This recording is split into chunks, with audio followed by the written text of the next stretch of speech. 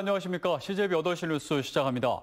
오늘 음성군 대소면에서 추가 확진자 1명이 나왔지만 수도권 상황과 다르게 충북은 코로나19가 산발적으로 발생하는 양상입니다. 이제는 외부 감염원을 차단하는 게 중요한 과제로 떠올랐습니다. 조상우 기자입니다. 충북 혁신도시 내 국가공무원 인재개발원입니다. 20대 코로나19 확진자와 접촉한 동료 직원과 인근 음식점 종업원 등 49명이 검체 검사를 받았습니다. 다행히 모두 음성 판정을 받아 놀란 가슴을 쓸어내렸지만 주민들은 불안감을 완전히 떨쳐내진 못하고 있습니다. 10개 공공기관에 1000여 명에 이르는 직원이 최근 코로나19 확산세인 수도권에서 통근버스를 이용해 출퇴근하고 있기 때문입니다. 혁신도시 인근 주민들은 수도권에서 그분들이 출퇴근을 하기 때문에 상당히 불안해하고 있어요. 그래서 이분들에 대한 방역이라든가 검진을 철저히 해서 무슨 대책을 강구해야 되지 않나. 대구 경증 환자를 수용하는 생활치료센터는 보훈병무청 사회복무연수센터가 추가로 지정돼 충북에 모두 4곳으로 늘었습니다. 철저한 통제로 바깥으로 전파 가능성은 없지만 그래도 긴장감을 늦출 수가 없습니다. 이시종 지사도 어제 보훈사회복무연수센터를 사전 점검하면서 관리자들의 격리생활 준수를 거듭 당부했습니다. 사는 거지 안 나가는 거죠? 예. 밖으로 출퇴근 안 하는 거죠? 일단은 지금 출퇴근 하나도 없어야겠다고. 충북에서 코로나19 확진자와 접촉해 자가격리 중인 관리 대상자는 121명입니다. 일주일 전 826명의 15% 수준으로 지역 내 확산고리가 급감하고 있다는 점에서 매우 고무적입니다. 이제는 외부 감염원을 차단하는 데 향후 방역에 초점을 맞춰야 할 것으로 보입니다. CJB 뉴스 조상우입니다. 정부 세종청사에서 20명이 넘는 공무원들이 코로나19에 감염되면서 공공기관이 초비상입니다. 공공청사가 뚫리면 그 파급력이 엄청날 수밖에 없는데요. 청사 방역을 더욱 철저히 하는 한편 공직자들이 더욱 경각심을 가져야 한다는 목소리가 큽니다. 이태영 기자입니다. 충북도청 구내식당에 소독약이 뿌려집니다. 이제 매주 금요일은 청사 모든 사무실에 대해 소독을 진행하기로 했습니다. 주말 근무가 일상이 된 요즘 사무실을 24시간 이상 비워둘 수 없는 게 현실이지만 방역 강화를 위한 어쩔 수 없는 선택입니다. 그 다음 날 또 바로 근무를 하셔야 되기 때문에 근무하시기 전에 충분한 환기를 해서 사용할 수 있게끔 그렇게 계도하고 있습니다. 청주시청은 정문과 후문을 제외한 모든 출입문을 봉쇄했습니다. 들어오는 모든 차량에 대해서는 발열 체크를 진행하고 민원인 공무원 가릴 것 없이 37.5도를 넘길 경우 출입을 허용하지 않습니다. 37.5도 이상 되시는 분들에게 보건소로 이제 방문하시라고 안내드리고 있습니다. 이 밖에도 도내 시군청 모든 청사에는 열 화상 카메라가 설치됐습니다. 임산부나 고혈압 등 이른바 코로나 바이러스 고위험군에 대해서는 재택근무도 시행했습니다. 하지만 이 같은 방역 조치에도 불구하고 최근 진천인재개발원에서 확진 판정을 받은 20대 공무원의 경우 그 감염 경로가 공무원 동기 모임인 것으로 파악되는 등 공직사회 감염을 막기 위해서는 공무원 개개인의 경각심을 높일 수 있는 특단의 대책을 세워야 할 것으로 보입니다. CJB 뉴스 이태현입니다. 코로나19 대책으로 중국인 유학생들의 격리 생활이 끝나가고 있는데요. 14일 동안의 격리를 마친 유학생들의 퇴소가 시작되고 있는 가운데 다음 주에는 대부분 대학 캠퍼스와 일상으로 돌아갑니다. 김기수 기자가 취재했습니다. 기숙사 로비에 학생들이 줄지어 서 있습니다. 지난달 중국에서 귀국한 유학생들로 격리 생활을 끝내고 마지막으로 건강검진을 받는 겁니다. 충주의 교통대학교의 경우 중국인 유학생 31명이 오늘 퇴소했습니다. 코로나19 확산을 막기 위해 지난 2주 동안 외출과 면회 금지 등 대학 측의 요청을 전적으로 수용했습니다. 无聊的时候，我们学校图书馆有图书可以看，然后还提供了图书奖学金制度，然后还有我们的校长经常通过就是广播的方式来进行对我们谈话，然后进行心理疏导。 격리 생활을 끝낸 유학생들에게 교직원들이 마스크와 간식을 직접 나눠줬습니다. 특히 대학 측과 학생회는 유학생들이 부당하게 차별받지 않도록 최선을 다하겠다고 밝혔습니다.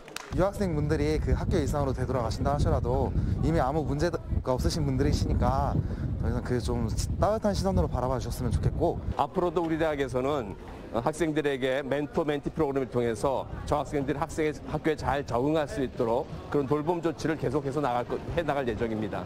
한편 중국인 유학생들은 사실상 전원이 다음 주에는 격리 생활을 끝내고 일상으로 돌아갑니다. CJB 뉴스 김기수입니다. 충주 지역 코로나19 첫 번째, 두 번째, 그리고 세 번째 환자와 접촉한 686명 전원이 추가 감염 없이 격리 해제됐습니다. 충주시는 이에 따라 치료를 받고 있는 3명의 환자를 비롯해 타 지역 확진자와 접촉한 자가격리 대상자 등 36명만이 관리 대상으로 남았습니다. 충북 동남 4군 선거구는 고 노무현 대통령의 사위인 민주당 곽상원 후보와 3선을 노리는 통합당 박덕흠 의원이 격돌하며 전국적 관심 지역으로 떠올랐습니다. 민주당과 통합당 모두 반드시 이겨야 하는 곳이어서 벌써부터 열기가 달아오르고 있습니다. 구준회 기자입니다. 동남 4군에 출마한 민주당 곽상원 후보는 농가 기본소득 보장, 청년 농업인 정착 지원 등 농축산 분야 정책을 1호 공약으로 내걸었습니다. 공약 발표식에는 중진 의원들이 다수 참석해 당의 높은 관심과 기대를 엿볼 수 있었습니다. 고 노무현 대통령의 사위로 40대 패기를 앞세운 정치 초년생은 당원들과 함께 동남 4군 탈환을 다짐했습니다. 이 지역 현실이 8년 전에 비해서 못하다면, 국가 현실이 8년 전에 비해서 못하다면 과거의 인물은 새로운 인물에게 그 자리를 내어주어야 할 것입니다. 곽 후보의 출마로 동남 4군은 일약 전국적인 관심 지역이 됐습니다. 옥천은 박근혜 전 대통령의 어머니 유경수 여사의 고향인데다 박덕흠 의원이 지난 20대 총선에서 56.68%라는 높은 지지로 재선에 성공한 보수 강세 지역입니다. 여당과 제1야당 모두 한석 이상의 의미를 갖게 된 겁니다. 초반 승부는 예상 외로 박빙으로 나타났습니다. 스트레이트 뉴스가 조원 CNI에 의뢰해 지난 1일 동남 4군 유권자 503명을 대상으로 총선에서 누굴 지지하겠냐고 물은 결과 38.7%가 곽상원 후보를, 39.4%가 박덕흠 후보라고 답해 5차 범인의 박빙 승부를 보였습니다. 3선을 노리는 박덕흠 의원으로서는 마음이 급해졌습니다. 중진 의원이 돼 지역 현안 사업을 마무리 짓겠다며 당선의 당위성을 내세우면서도 경계를 늦추지 않았습니다. 이 지역이 좀 중앙에서 보는 눈이 틀려졌잖아요. 그건 사실 아닙니까? 그렇기 때문에 그것이 하나의 또 장인 찬스가 되는 거죠. 동남 4군은 민주당과 통합당이 결코 물러설 수 없는 상징적인 승부처로 총선이 다가올수록 열기가 고조될 것으로 보입니다. CJB 뉴스 구준혜입니다. 파출소 무기고에서 몰래 다른 사람의 총기를 갖고 나온 엽사가 경찰에 붙잡혔습니다. 경찰의 허술한 총기 관리 시스템이 도마 위에 올랐습니다. 안재원 기자입니다. 지난달 22일 충북 영동의 한 파출소가 발칵 뒤집혔습니다. 엽사 A씨의 총기 한 정이 감쪽같이 사라진 겁니다. 경찰이 부랴부랴 조사해보니 범인은 또 다른 엽사 B씨. 조사해보니 B씨가 A씨의 총기를 무기고에서 갖고 나오기 전 이미 자신의 총기 한 정을 무단으로 반출한 사실이 추가로 드러났습니다. 사연은 지난해 11월로 거슬러 올라갑니다. 수렵 기간에 맞춰 B씨는 파출소를 찾아 엽총 한 정을 출고 신청했는데 관리가 허술한 틈을 타 자신의 엽총 2정을 모두 갖고 나왔습니다. 그런데 당일 수렵을 마친 B씨는 엽총 한 정만 반납하고 나머지 한 정은 수중에 계속 갖고 다니면서 수렵 활동을 이어갔습니다.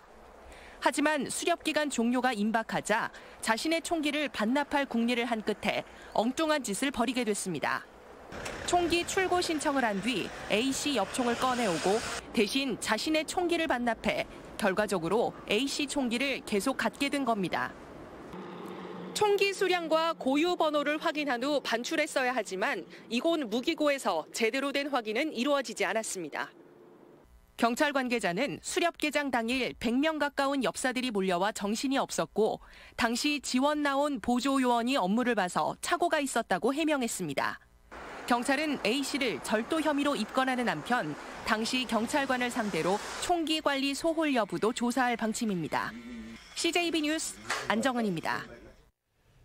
청주시의회 도시건설위원회가 논란을 빚었던 서오창 테크노밸리 특수목적법인의 청주시 출자 비율을 20%로 결정해 본회의에 상정하기로 했습니다.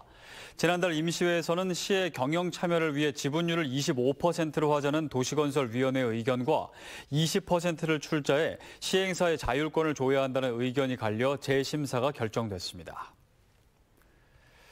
KTX 오송역 월별 이용객이 개통 이후 처음으로 감소했습니다. 지난달 오송역 이용객 수는 48만 3,700명으로 전달보다 32%, 1년 전보다 20%가 줄었습니다. 이로써 올해 연간 이용객 1,000만 명 돌파 달성도 쉽지 않을 전망입니다. 셀트리온이 마스크 100만 장을 자체 생산한 뒤 주요 사업장이 위치한 청주와 진천, 인천 지역에 무상 공급하겠다고 밝혔습니다. 이에 따라 마스크는 청주 취약계층 4만 명, 오창읍 주민 7만 명, 진천군 주민 8만 명, 인천 주민 30만 명에게 우선 제공될 예정입니다. 셀트리온이 제공하는 마스크는 제약회사 클린룸에서 사용되는 제품과 동일한 품질로 수차례 세척해 사용이 가능한 것으로 알려졌습니다. 한편 셀트리온은 코로나19 치료제와 신속 진단키트 개발에 200억 원을 투자해 6개월 안에 치료용 항체를 확보하고 임상시험을 시작할 계획입니다. 충북교육청은 코로나19 확산 방지를 위해 도내 초중고등학교에 열화상 카메라를 설치할 계획이라고 밝혔습니다. 학생 수 600명 이상인 학교는 1대씩, 1,500명 이상인 학교는 2대씩, 특수학교에는 모두 1대씩 설치할 예정입니다. 또한 각급 학교에 마스크와 체온계 구매 예산 8억 9천여만 원도 추가 지원할 방침입니다.